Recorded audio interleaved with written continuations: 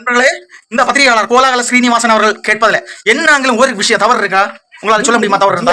இந்த வீடியோ ஃபுல்லா பாருங்க. கடைசியில எனக்கு ஒரு கேள்வி இருக்கு. அது பதவியில் நீடிக்க கூடாது என்று நாடாளுமன்றத்திலேயே சில எம்பிக்கள் பேசியுள்ளனர். அவர்களுக்கு பழைய விஷயங்களை நினைவூட்ட விரும்புகிறேன். மெட்ராஸ் உயர்நீதிமன்றத்திலும் உச்ச நீதிமன்றத்திலும் நீதிபதியாக பணியாற்றிய ரத்னவேல் பாண்டியன் 1960களில் திமுகவின் நெல்லை மாவட்ட செயலராக இருந்தவர். 1962 அம்பாசமுத்திரம் சட்டப்பேரவை தொகுதியிலும் 71 சேரமாதேவியிலும் திமுக வேட்பாளராக போட்டியிட்டு தோற்றவர். கேரள உயர்நீதிமன்றத்திலும் உச்ச நீதிமன்றத்திலும் நீதிபதியாக இருந்த வி ஆர் கிருஷ்ணய்யர் 1957 முதல் 59 வரை EMS நம்பூதிரிப்பாட்டில் கம்யூனிஸ்ட் அமைச்சரவையில் சட்ட அமைச்சராக இருந்தவர். 1962 முதல் 72 வரை காங்கிரசின் ராஜ்யசபா உறுப்பினராக இருந்த பஹருல் இஸ்லாம் 1972 கவுஹாத்தி உயர்நீதிமன்ற நீதிபதியானார். 71 அந்த நீதிமன்றத்தின் தலைமை நீதிபதியாக ஓய்வு பெற்ற அவர் 1980 உச்ச நீதிமன்ற நீதிபதி ஆக்கப்பட்டார். உச்ச நீதிமன்ற நீதிபதியாக பணியாற்றிக் கொண்டிருந்த போது திடீரென ராஜினாமா செய்த பஹருல் இஸ்லாம் 1983 மீண்டும் காங்கிரஸ் கட்சியின் ராஜ்யசபா உறுப்பினர் ஆனார். இது வரலாறு. சில ஆண்டுகளுக்கு முன்பு ஓய்வு பெற்ற உச்ச நீதிமன்ற நீதிபதி செலமேஸ்வர் தெலுங்கு தேசம் கட்சியை NTR உடன் சேர்ந்து ஸ்தாபித்தவர்களில் ஒருவர். உச்ச நீதிமன்ற தலைமை நீதிபதியாக இருந்த வெங்கட்ரமணா தெலுங்கு தேசம் கட்சியில் நிர்வாகியாக இருந்தவர். ஒரு காங்கிரஸ்காரர் நீதிபதி ஆகலாம், கம்யூனிஸ்ட், திமுக, தெலுங்கு தேசம்காரர்கள் நீதிபதி ஆகலாம், ஆனால் RSS காரர் நீதிபதி ஆகக்கூடாதா?